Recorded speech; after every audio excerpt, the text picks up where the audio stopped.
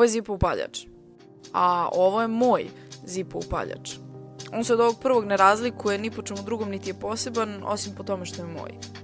Nije posebno graviran za mene, niti je nešto preterano unikatan, već je kupljen i upakovan baš onako kako je stigao iz Bradforda, tamo preko bare.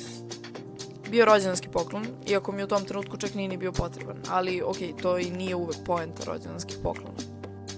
Osim toga što ne palim svećice niti vatru svakog drugog dana u slobodno vreme, tada mi nije služio ni za cigarete, zašto je manje više i namenjen. Inače, kad smo već kod toga što on nije, često nije ni nešto preterano funkcionalan. Uglavnom zaboravim da ga napunim gorivom, pa se umjesto plamena iznad gorivnika samo igraju varnice, dok ja konačno ne odustanem i od nekoga samo ne pozajmim jedan od onih jeftinih plastičnih upaljača. A iskreno, nije ni ovaj baš bio toliko skup.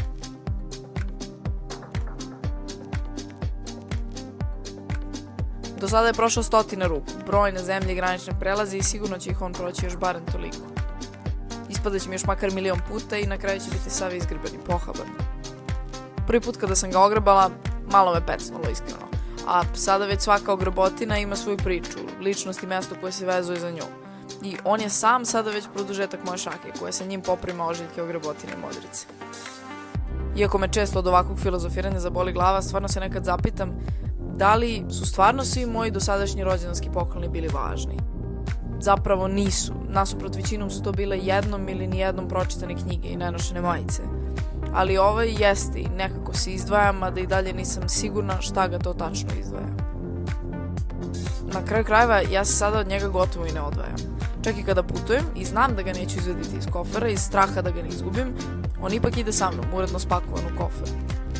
Tako će verovatno i biti, dok i on i ja ne ostanemo bez goriva. E sad, da li će posljednja varnica biti na meni ili na njemu, to ćemo još vidjeti. I eto tako, kad nas jednog dana upakuju, za nekih 1000 godina od nas neće ostati ništa, osim hrpe kostiju i grumena metala. Iako smo jednom bili moj Zippo, karta sveta i ja.